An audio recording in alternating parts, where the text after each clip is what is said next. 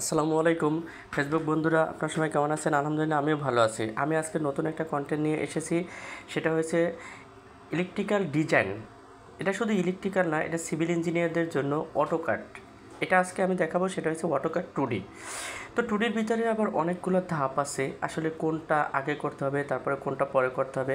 আপনি যদি এক্স্যাক্টলি একটা ডিজাইন করেন, যারাই ডিজাইনের কাজ করেন তাদেরই আসলে 2D 3D ম্যাক্স এগুলোর প্রয়োজন।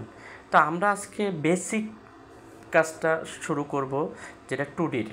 প্রথমে তো 2D করতে হয়, তো তারপরে 3D। তো আমরা আজকে 2Dর প্রথম বেসিক কাজটা শুরু করব। তো বেসিক কাজের ভিতরে যে আমি দেখাবো সেটা হচ্ছে লাইন কমান্ড।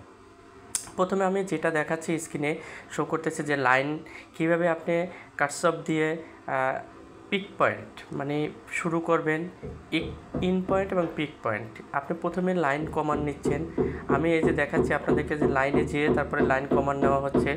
লাইন কমান্ড নিয়ে এটাকে আপনি সোজা করতে পারেন, রেক্ট্যাঙ্গুলার করতে পারেন, বাঁকা করতে পারেন, যেভাবে ইচ্ছা। আপনি যখন এই লাইনটাকে, এই যে আমি দেখাচ্ছি যে লাইন কমান্ড কীভাবে এদিক সেদিকে, এটার মেজারমেন্ট দিতে পারেন আপনি।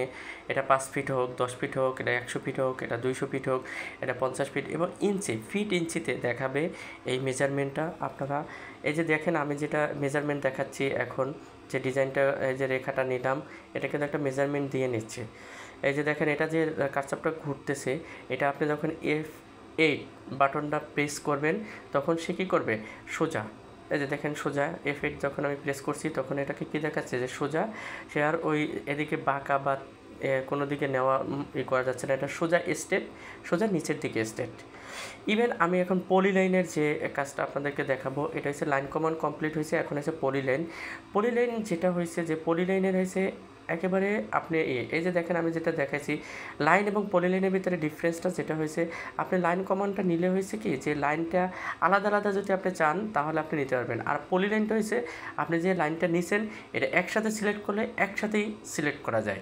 আর যখন আপনি লাইন কমান্ডটা নেবেন সেটা হচ্ছে আলাদা আলাদা সিলেক্ট করা যায়।